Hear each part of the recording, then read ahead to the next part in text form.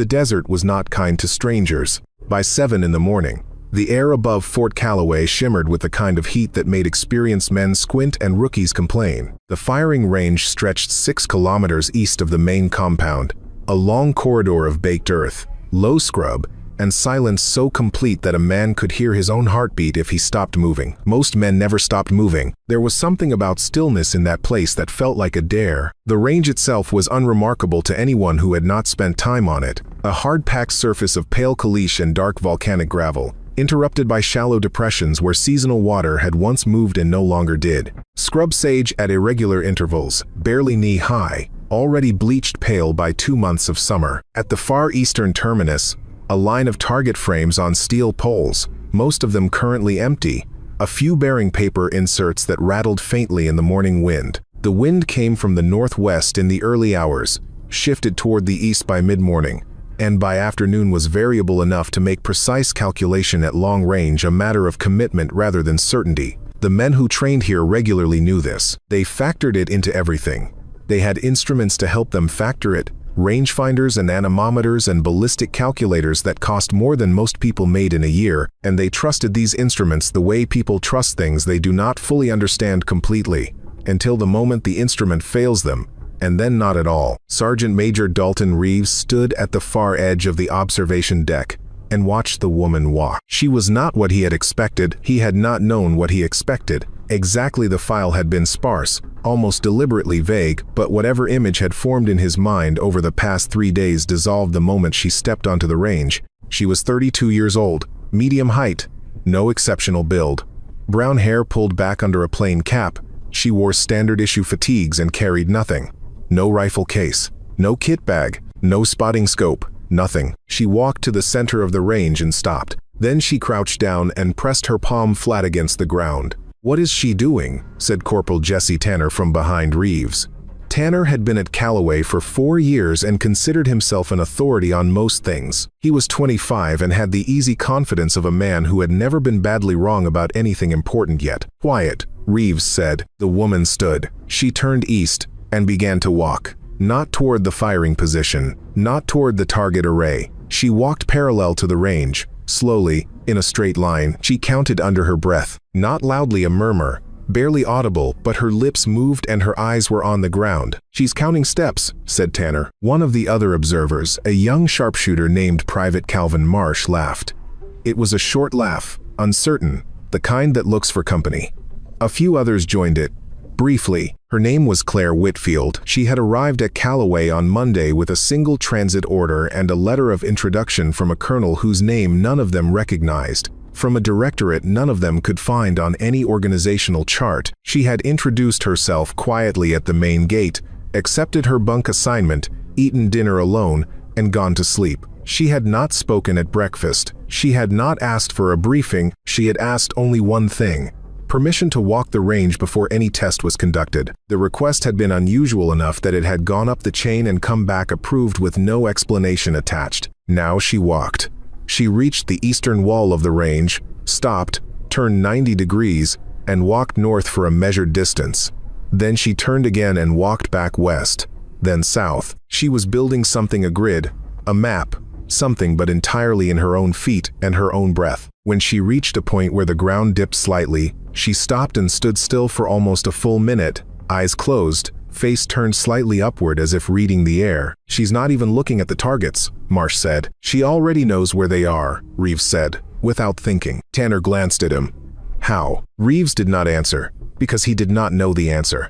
He only knew that something in the way she moved made him reluctant to speak. The same instinct that kept experienced soldiers quiet in unfamiliar terrain. When she had finished her circuit 40 minutes, no notes, no instruments, she walked to the firing position and knelt. The range safety officer, Lieutenant Greg Forsyth, placed a bolt-action rifle beside her.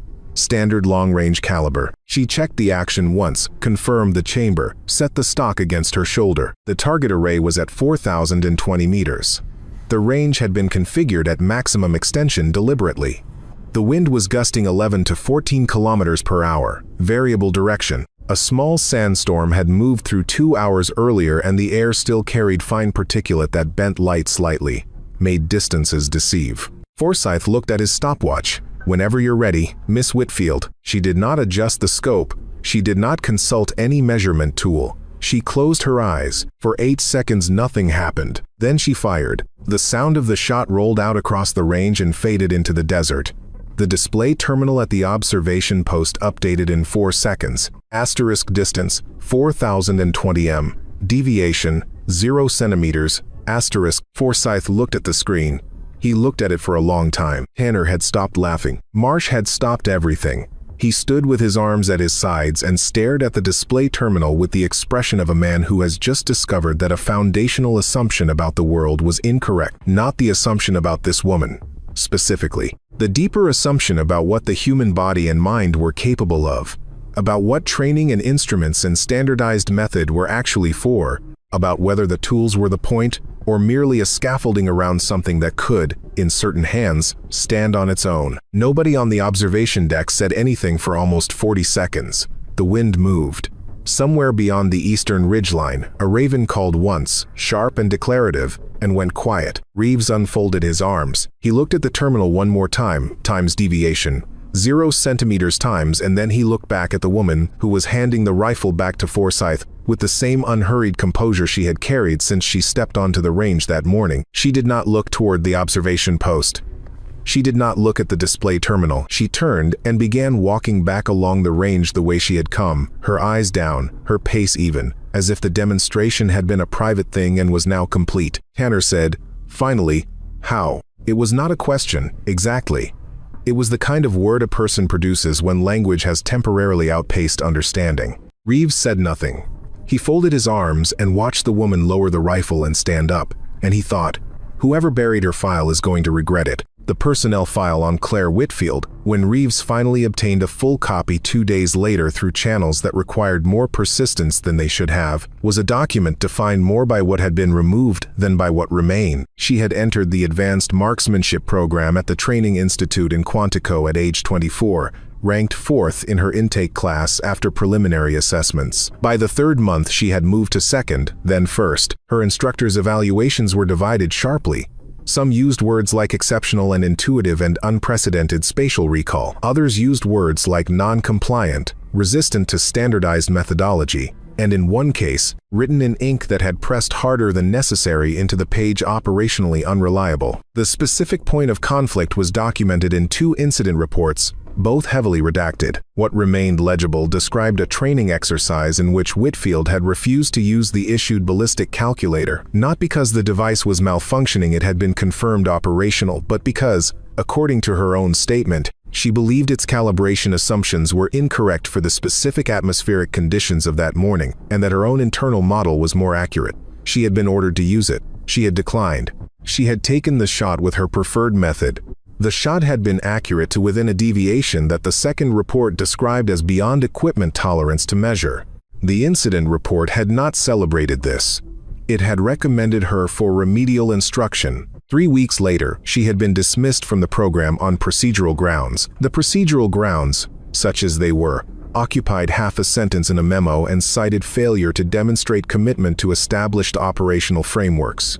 There was no appeal on record, no contest. She had simply gone. The 7 years between that dismissal and her arrival at Callaway were largely blank. A few records of private sector consulting work, technical advisory roles at firms whose names appeared nowhere in any military database Reeves had access to. A paper published under a different name in a geographic modeling journal. He was nearly certain it was her describing a method of spatial memory construction that the journal's editorial note called theoretically interesting but practically unverifiable. One name appeared in her early training records, and nowhere else afterward: Captain Harold Vance, listed as her primary methodology advisor during her first year. No further career information, no retirement record. No current posting. Reeves searched for Vance for 3 hours before finding a single line in an administrative archive. Detached from active duty, transferred to civilian research advisory, date unknown. No contact information, no reason given. He set the file down. He thought about the shot, about the 8 seconds of closed eyes, about the palm pressed to the ground. He thought, whatever she built in those 7 years, she built it alone. What Claire Whitfield could do was not magic. She would have been the first to say so, in the rare circumstances where she said anything about it at all. It was a skill, The same way that absolute pitch was a skill partly structural, partly trained, entirely comprehensible once you accepted that human perception was capable of things that standardized measurement systems had never been designed to accommodate. She had discovered it as a child. She had been 10 years old, standing in her grandmother's cornfield in rural Ohio, when she realized that she knew, without looking, exactly how many rows she had walked between, exactly which direction the farmhouse lay, and exactly how long the field extended in each cardinal direction. Not approximately, exactly. She had verified it afterward by pacing, and by asking her grandmother, who had told her she was right and then changed the subject, as people often did when presented with something they could not comfortably explain. In school, she had excelled at geometry and at anything involving spatial relationships. She had struggled, mildly, at things that required her to trust other people's measurements over her own internal sense. Her first driving instructor had been baffled by her ability to park a car perfectly on the first attempt in conditions that experienced drivers found challenging. At Quantico, Captain Vance had been the only person who had not told her to ignore it. He had, instead, spent 6 months helping her understand what it was. Not spatial awareness in the colloquial sense, everyone had that, to varying degrees, but something more specific, the ability to construct and hold a complete three-dimensional model of a physical environment after moving through it, accurate to a degree that exceeded what any known human mechanism should theoretically support. She could walk a terrain once, slowly, tending to elevation changes and wind patterns and surface composition, and then reconstruct that terrain internally with a fidelity that allowed her to calculate line-of-sight trajectories, atmospheric refraction, bullet drop, and lateral drift without a single external input. Vance had described it, in the notes she had read once over his shoulder and then never seen again, as a kind of proprioceptive cartography, the body knowing its position not just in current space but in relation to all the space it had moved through recently, and the mind holding that movement as a structure, the way a composer might hold the architecture of a piece they had heard only once and could nonetheless reproduce in full. He believed it was not a supernatural ability but an extreme development of a navigational capacity that most humans possessed in vestigial form, the same capacity that allowed people to walk through their own homes in complete darkness without collision, or to know, without looking at a clock, that approximately 20 minutes had passed. In her, it was simply far more sensitive, far more precise, and critically far more persistent. The model did not degrade the way normal spatial memory degraded. It held. She did not know why she could do this. Vance had theories. He was a careful theorist, methodical and quiet, but he had been more interested in the fact of it than the mechanism. He had begun documenting it. He had begun writing about it. Then he had been reassigned. And then his research had disappeared from the program's records. And then, 3 weeks later, so had she. She had understood, eventually, what that sequence meant. She had been 24 years old, sitting in a motel room in Virginia with her discharge paperwork on the bed beside her, and she had understood that her capability had not been dismissed as non-compliant. It had been identified as something that certain people wanted to control and had determined they could not control her directly, and so the next best option had been to isolate it. For 7 years she had refused to let it be isolated. She had worked privately. She had refined the method.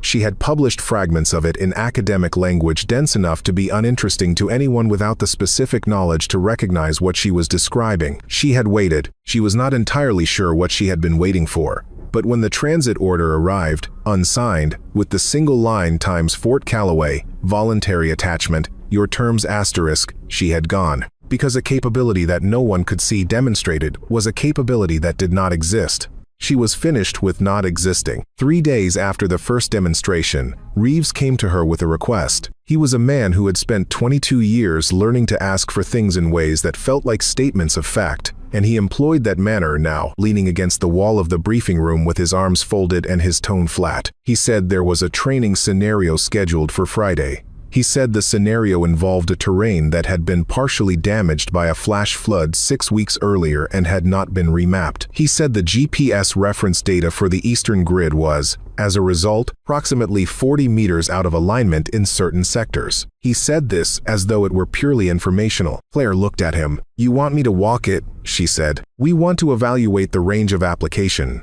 he said. "You want to know if it's a one-trick demonstration or something operationally real." He said nothing, which was confirmation. She asked for 2 hours on the terrain before the scenario began. She asked for no escort and no observation during those 2 hours. Reeves agreed to the first and politely declined the second on procedural grounds. She accepted. Lieutenant Colonel Patricia Harmon arrived at Callaway on Friday morning and observed the scenario from the main observation post.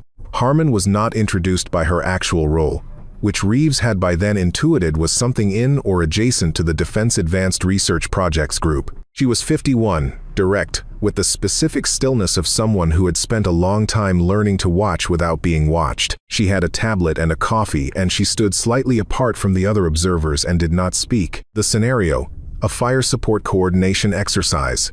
3-person squad, communication blackout, GPS, denied environment. The squad needed to navigate from an insertion point to a position that offered line of sight on a simulated target structure, relay accurate grid coordinates for a hypothetical fire mission, and extract, straightforward in theory. In practice, with the degraded reference data and the altered terrain, the simulated coordinates they had been issued were wrong by a margin that would have placed any real fire mission 300 meters off target. The squad did not know this.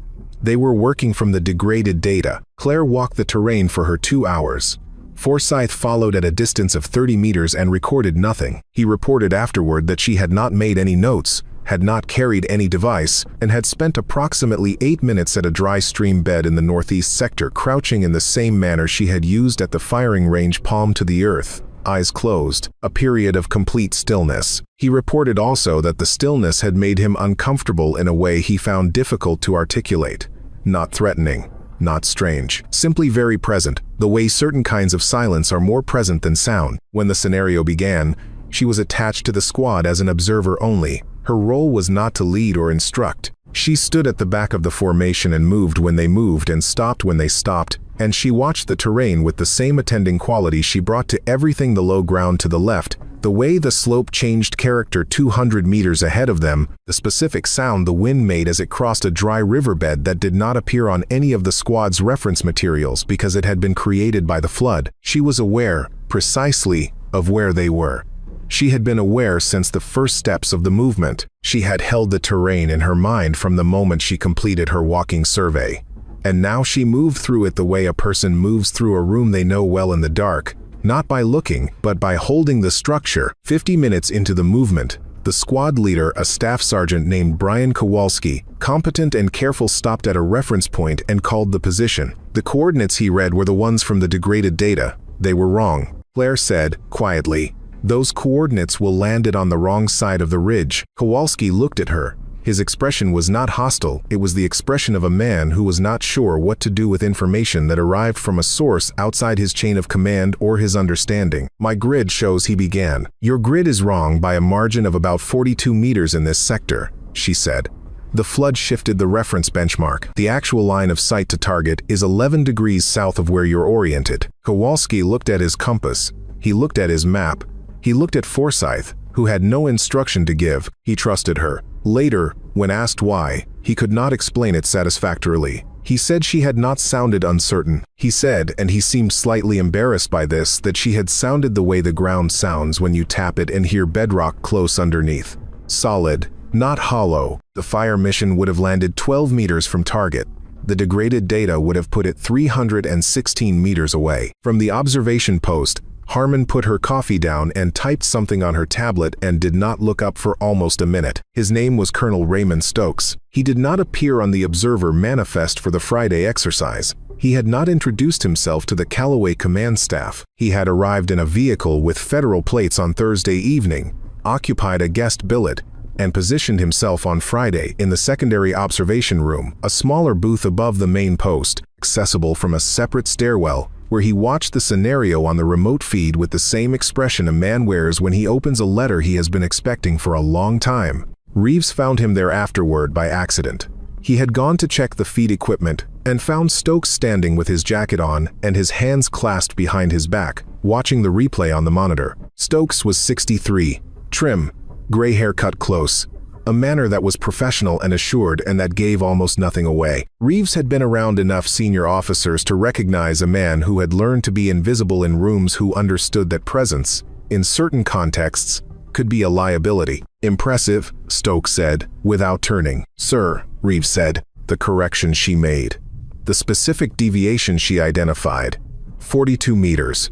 The actual deviation was 41.7. Stokes turned. His eyes were attentive and unrevealing. She was more accurate than the survey team that assessed the damage. Reeves said nothing. There was a research program, Stokes said, in the tone of a man presenting a fact rather than offering information, 7 years ago.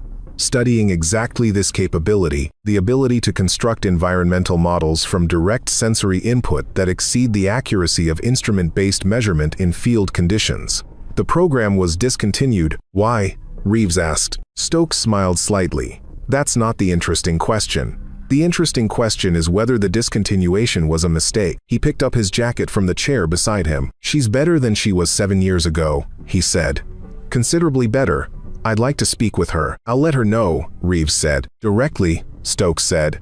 I'd prefer to speak with her directly. Reeves spent the rest of that evening trying to find Raymond Stokes in any directory or record, and finding a man who existed in broad outline career records, a posting history, a retirement from active duty 4 years prior, but whose specific activities over the past decade were described only by the phrase × civilian advisory, strategic research applications *. He found no program linked to Stokes's name. He found no research directorate. He found a paper published 11 years ago on cognitive spatial modeling in operational environments that cited in its acknowledgments, near the bottom, the early work of Captain Harold Vance. He called the number for Vance's last known contact address.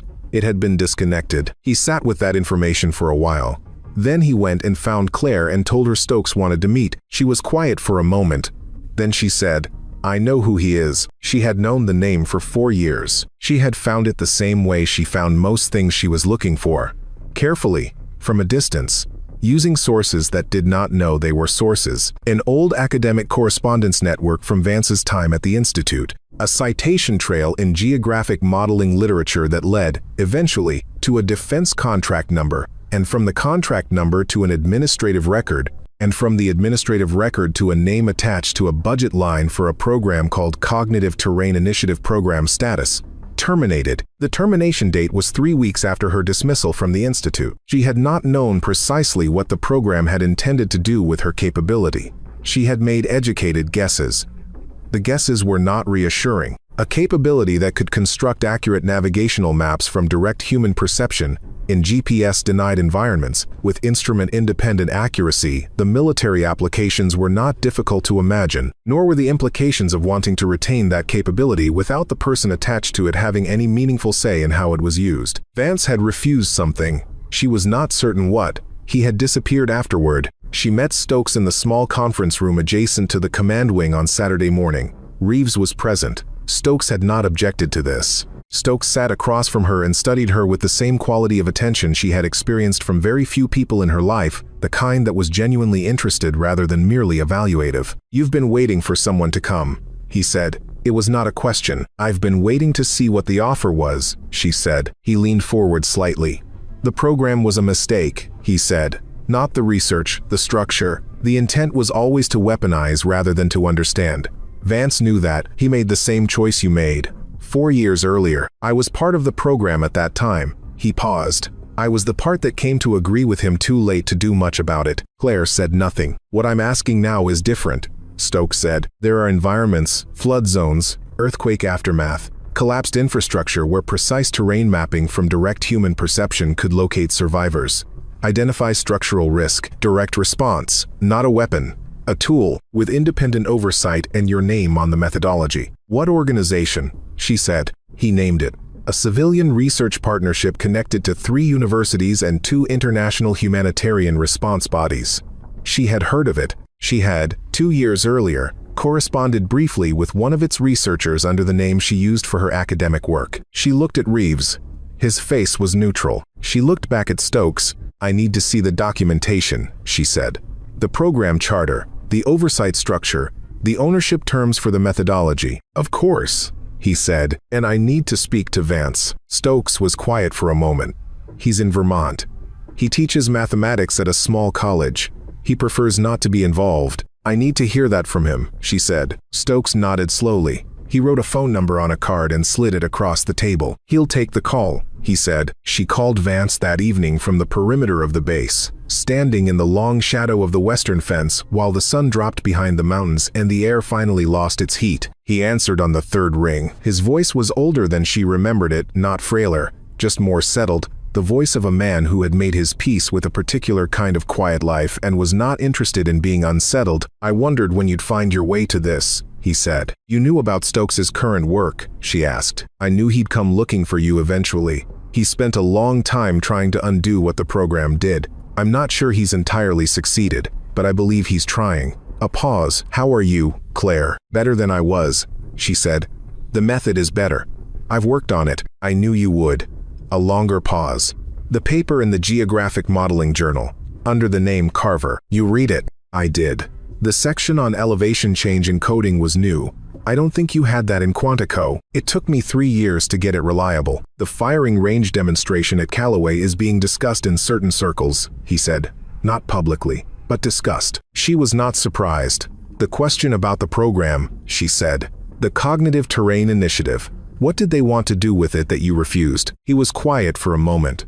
When he answered, his voice had the careful flatness of a man recounting something that had been placed in a specific mental drawer and not opened often. "They wanted to run it through a human selection program," he said. "Find individuals with natural spatial modeling capacity. You were the clearest example I'd encountered, but not the only one, and train them specifically as targeting assets. Not snipers in the conventional sense. Something beyond that, people who could function without any external navigation or ballistic support, in any environment, with any equipment, with no electronic signature." He paused. "The problem with that framing is that it treats the capability as a weapons platform. The people who have it are incidental." "I know," she said. Stokes disagreed with that framing. "Eventually, he was slower to get there than I would have liked." "Do you trust him now?" Another pause. This one was the kind that had weight. "I trust his current intent," Vance said. "I don't think intent is the only relevant variable." "No," she agreed. "It's not." She stood there for a while after the call ended, watching the color drain from the sky, holding the phone loosely in one hand. The desert made sounds in the cooling, dark, small sounds, contractions, and shifts in the cooling earth. She thought about what she was worth to the people who wanted to use her, measured in application and outcome.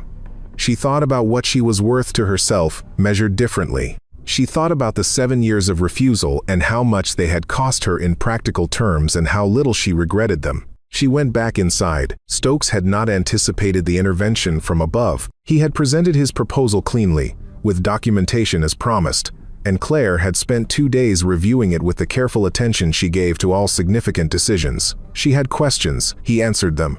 She had revisions to the ownership terms. He accepted most of them. The conversation was proceeding, in Reeves' estimation, with the measured momentum of something likely to conclude an agreement. Then General Douglas Whitaker arrived. Whitaker commanded the broader Operational Testing and Evaluation Command under which Fort Callaway fell administratively. He was 60 years old, barrel-chested, and held his authority with the ease of a man who had never had occasion to question it. He arrived on Monday morning with a staff of 4, occupied the command briefing room, and made clear, politely, that the arrangement being discussed between Stokes and Miss Whitfield was of interest to him in a professional capacity. The interest was not benign. Reeves understood this from the first 30 seconds of the briefing.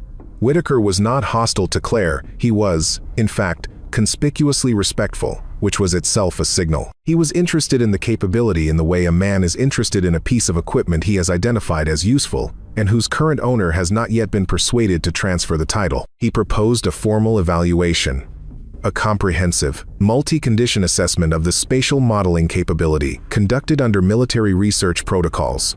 Voluntary, he said. Entirely voluntary, with appropriate compensation and recognition. A full working paper to be co-authored under both her name and the research directorate's. What he did not say, but what was legible in every element of the framing.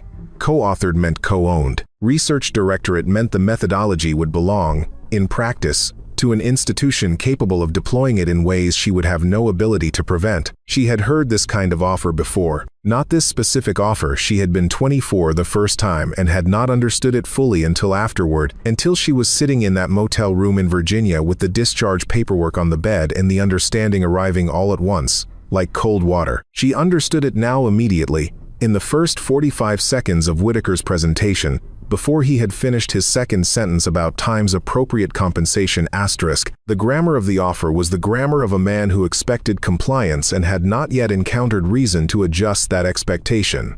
It was not malicious. It was, in a certain sense, simply institutional. Institutions required that valuable things be incorporated within them, held within their structure, subject to their governance. A capability that existed outside an institution's structure was a capability the institution could not account for, could not direct, and in the specific context of military research, could not ensure would not be used by someone else. The offer was designed to solve that problem. It was solving it, notably, by treating her as an instrument rather than a person who owned what she had built. She looked at Whitaker, and she felt something she recognized as the direct descendant of the feeling she had had in that motel room 7 years ago. Not anger, exactly, but a kind of clarity. The clarity of a person who has understood what is being asked and has also understood that the asking assumes a particular answer, and who has already decided that the particular answer will not be given. Stokes watched from the side of the room and said nothing. Claire said, "I'd like to see the proposed terms in writing." "Of course," Whitaker said, "specifically the terms regarding intellectual property ownership and application restrictions." Whitaker's expression did not change.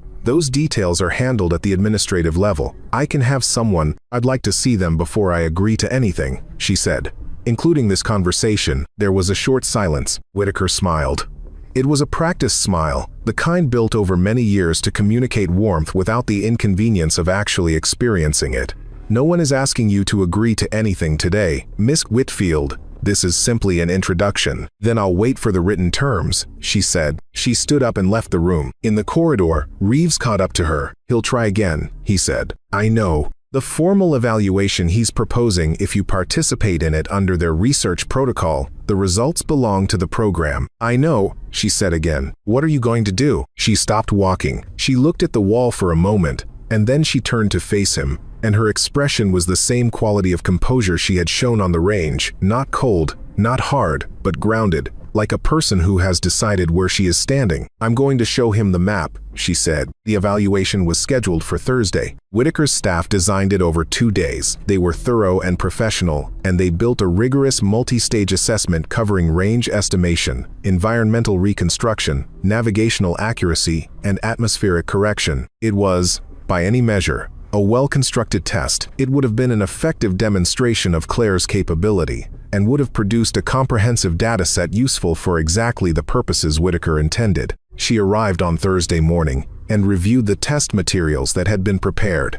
She asked for the base mapping data that had been used to calibrate the range conditions. Forsyth provided it.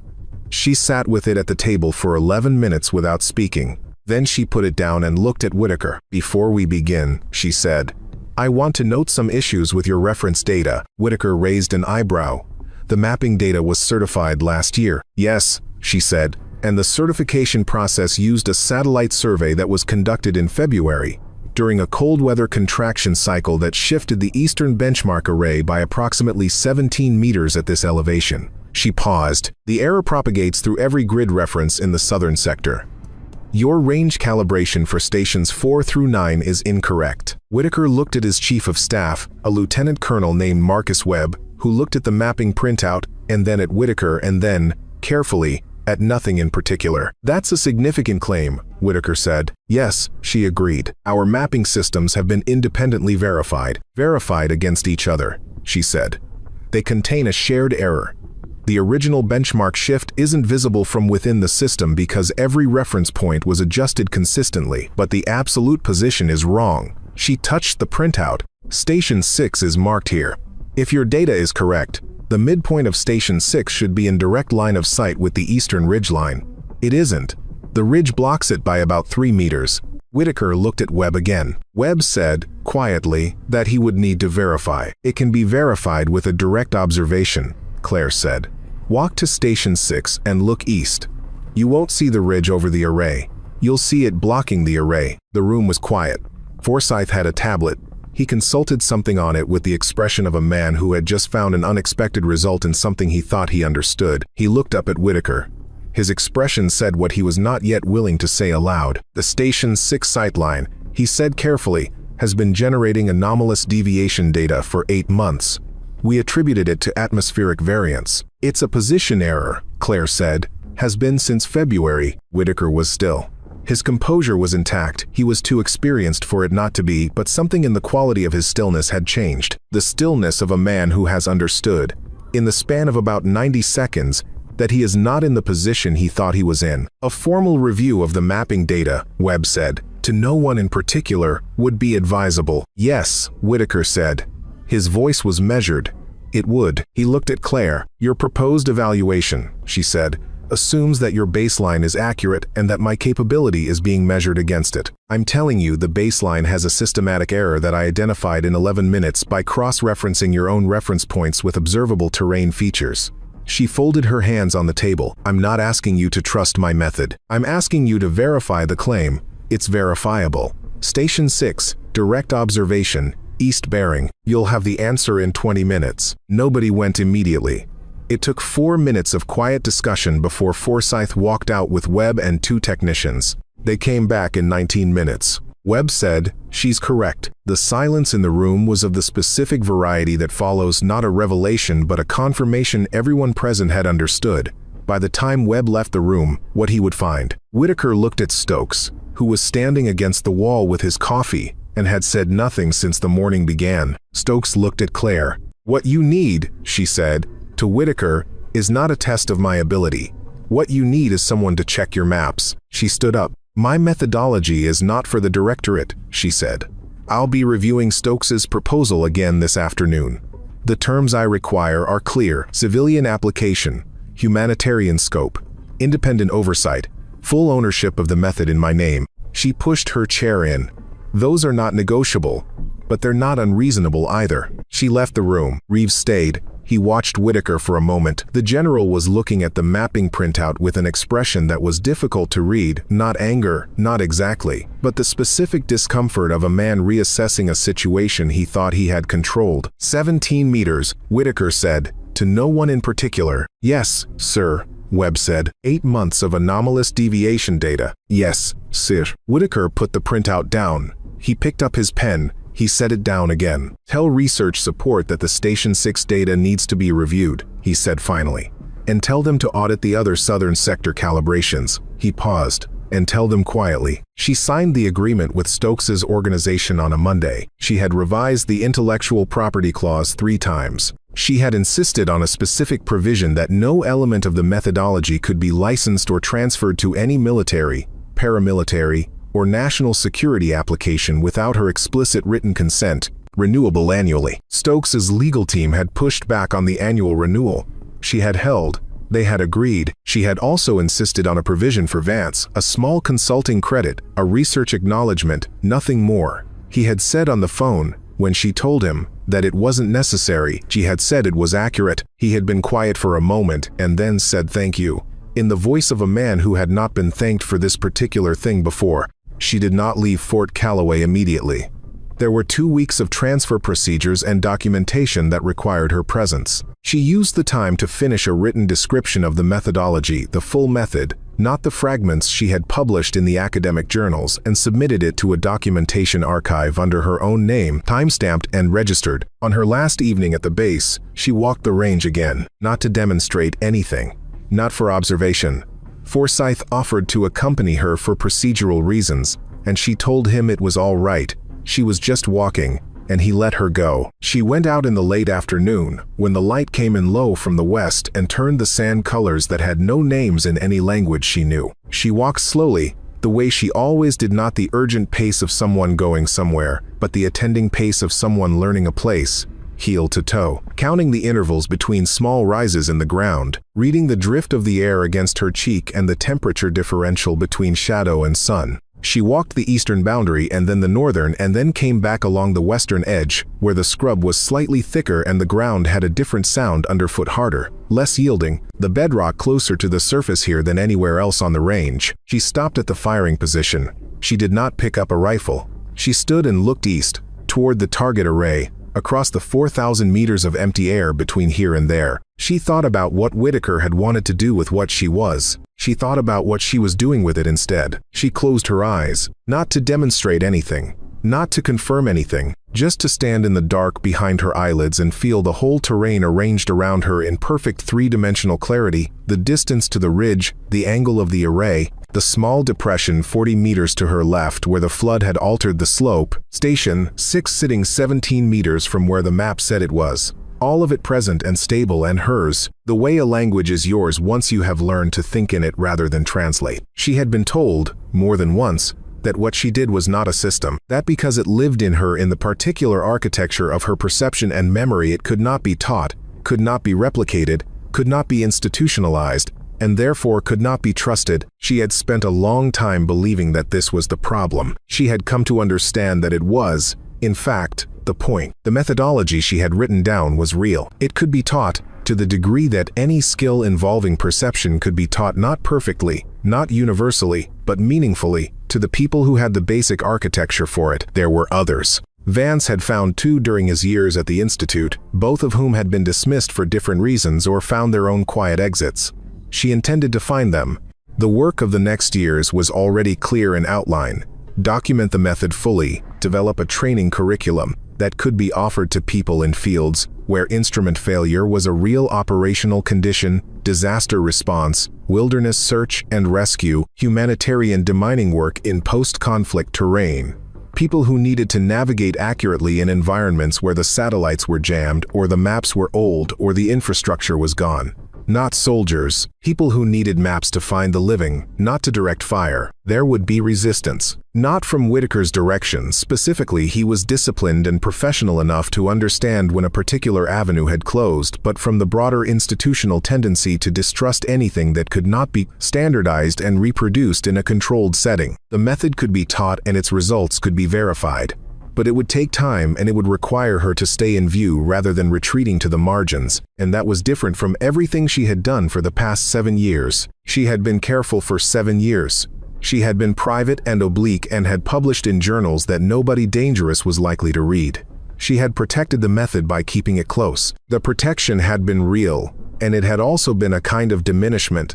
The method hidden was the method unused, and the method unused helped nobody. She closed her eyes one more time, felt the full terrain arranged around her, the distance to the ridge, the position of the target array, the depression to her left, Station 6 17 meters from where the chart said it sat. All of it present and stable and held in that particular interior space where she kept the world. Then she let it go. Not because it would disappear, it would not. It never did, but because she did not need to hold it actively in order to know it was there. That was the thing that took the longest to learn. The map did not require constant maintenance. It was simply there, accurate and persistent, the way the knowledge of your own name is simply there. The range stretched east in the failing light, quiet and unchanged. The mountains beyond the ridge caught the last direct sunlight, and the shadows below them were already the deep blue that the desert makes at the edge of night. She picked up nothing.